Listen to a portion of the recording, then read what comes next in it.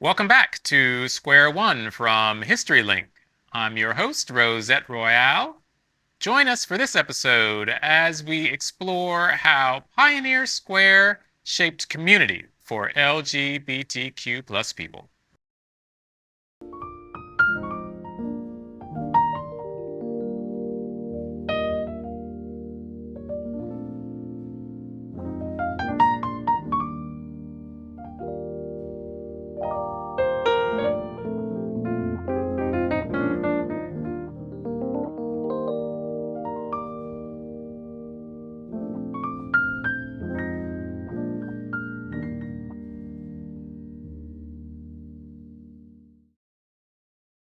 One thing to consider about how LGBTQ plus folks wound up in Pioneer Square is to consider why people want to gather in the first place.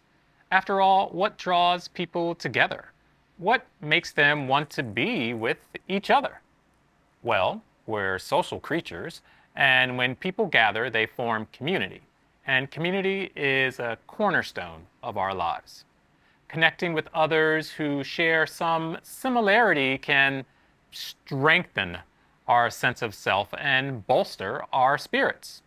And for several decades in the mid 1900s, many LGBTQ plus people found and created community in Pioneer Square. Here we are in Capitol Hill, what people assume to be the center of LGBTQ plus life. But things as they appear today may not always be how things were. And so the history that we think may exist here may have actually started somewhere else in our city. What are your thoughts about Capitol Hill? I'll put it that way. One of my favorite things to do is just to walk aimlessly around Capitol Hill. For me, I'm from a really rural spot in New York, and I didn't see a queer person until I was a freshman in college. So walking around Capitol Hill, it's just oh, gay, gay, gay. And it's just nice to be in this space and just giving someone a nod or just I don't know, it's an exhale almost. But have you ever been to Pioneer Square? I have when I was showing friends around. Oh, Pioneer Square, is that where the Climate Pledge Arena is? That is Queen Anne. Got it. Yeah, I haven't been. So you talked about the history here, or feeling safe and seeing people you identify with here. Yeah. But Pioneer Square was the first LGBTQ plus neighborhood area in the city of Seattle. Cool. And the first queer space opened up in the 1930s. Wow. There, right? So that's almost 100 years. Yeah, that's crazy. From today. Of course, it's easy to toss around the word community, but it takes a lot more work to stitch together a community. One way to achieve that goal is perhaps place the word community in a name. And that was certainly the case for the city's first gay community center. Somehow, basements have played a part in the LGBTQ history of Pioneer Square. Sometimes they led you down to a bathhouse, and sometimes they led you down to gay community center. And so now I have Terry Lynn here, who's going to talk to me a little bit about this space now and this basement space then. Hi, Terry. Hi, Rosette. I just ran into you on the sidewalk, and I you were know. talking about it. It's amazing, right? Isn't it fantastic? Yeah. You sort of start talking about a story, and the story comes to life I know. right before you. It's oh my god. Yeah, so down the underground here at 102, like you were saying, it's the city's first gay community center. And what I thought really cool about that when I was reading about it was the first place for queer people to meet that didn't involve alcohol. Because it's time to be actors. And so they were only here for a year, and then they moved to the cheaper part of town. Exactly. Capitol Hill. Capitol Hill, right, which is funny to say now, right? Yeah. Exactly, because Yeah. it's the center, the heart of LGBTQ life, but it wasn't in the 50s, 60s, and 70s, right? Yeah, starting with the Garden of Allah, right? All of this down here. It was just crazy. And they were here 1 year, but over 2,000 people came through. in that first year. And then at the corner, the Fox and the Hound was a little gathering spot that they do some community activism too. But yeah, this place, I work here, and it's super fun. Now, how did you find out that it was here? So I am a tour guide and co-owner of a tour company. We do underground history tours. Not the big guys, we're beneath the streets. And a few years back, I took a tour with Julian Barr, and his work is amazing, and started getting more of the queer history. And we finally decided, let's do a queer tour. And in research, found out that this was the first gay community center. The guys who founded it were amazing. They become activists in their own right, and it was. How does it feel to work in a place that has that history, like, sort of baked into its bones? It's really cool. You know, I start my tour, we do the queer tour in the summer. So we start with our little underground, our like primer on the underground history. We go through here, and then before we go out, I talk about, like you were talking about basements. You know, there was a time when the queer people had to hide. But things are changing. These were activists, and now we no longer have to. We can go up. Now, a community center is a great place to form community, but sometimes necessity demanded that LGBTQ plus folks in Pioneer Square find community in unique spaces, including in a bathhouse.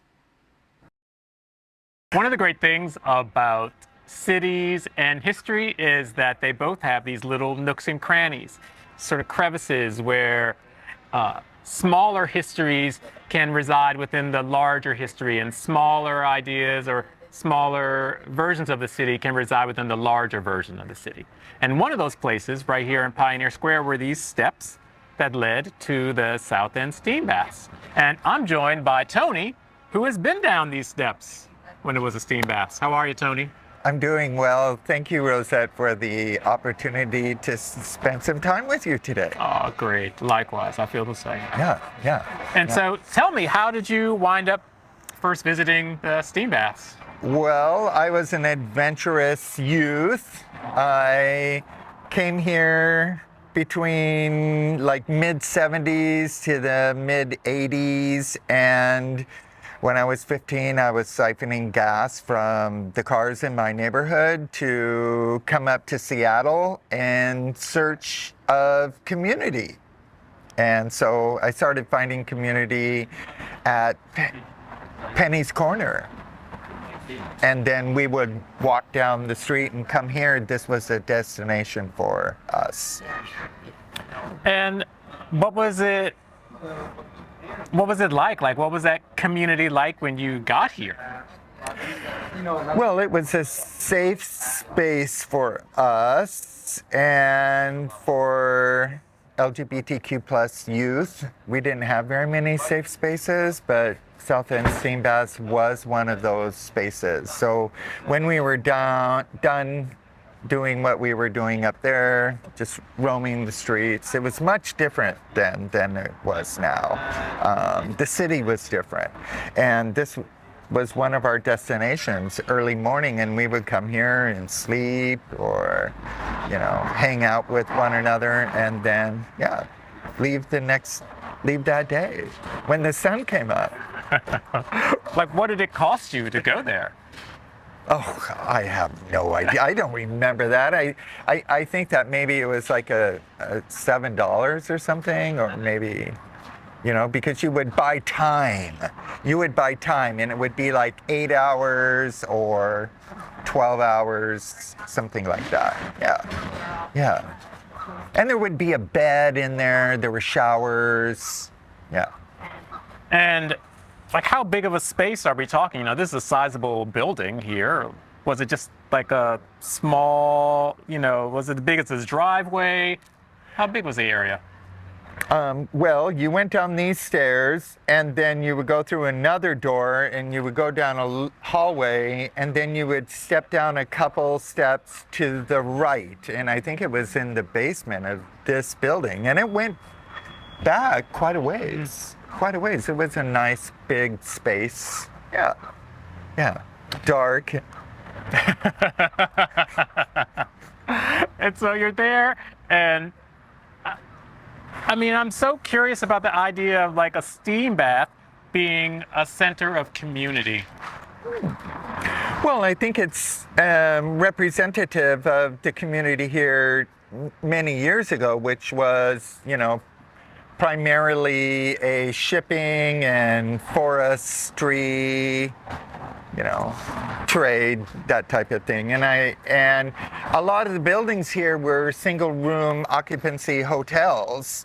And so the transient workers needed a place to stay, and then all of a sudden, also a place to clean up or rest. So depending upon length of stay, this would be a destination for them. And I think decades later, it kind of shifted to provide a different sort of space for LGBTQ plus folks, primarily gay and bisexual men. Yeah. Community, of course, is a broad, expansive concept.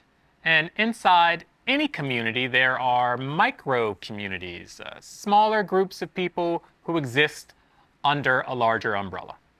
Under the LGBTQ plus umbrella, there are Black and brown and indigenous people, women, low-income people, first-generation college graduates, and more.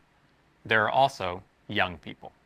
But if you were a young LGBTQ plus person in Pioneer Square, you didn't have a lot of places to go, which is why many young people went to the 107. I'm curious about a space in the 70s that had young queer people in it. Full of young queer people. Like, I don't know what the population in there would be, maybe 150 to 200 at peak once the bars closed. But before then, the younger kids had free for all, there were 50, 60 of them. Hanging out with friends, drag queens, and various and sundry people. In retrospect, yeah, it seems unusual, but... Yeah, it seems really unusual. Well, you're at the end of the free love era in San Francisco in the early 70s, and things were in a lot of ways looser than they are now. Yeah. From that aspect of it, yeah. So, but Dick Murray was the co-owner with his partner, and he was a member of the Queen City Business Guild, which was formed after the police payoff scandal broke. And the bar owners formed a guild to sort of meet once a month up here at the Mocambo. They would meet once a month just to make sure where they were going from there with the police payoffs being done. And as we activists became more active in the early 70s, the communication between us and the business guild was kind of iffy. But in working here with Dick Murray, I ended up having a direct in to the business guild, which really benefited us as the new community center and trying to get off the ground and stuff. So that was kind of cool.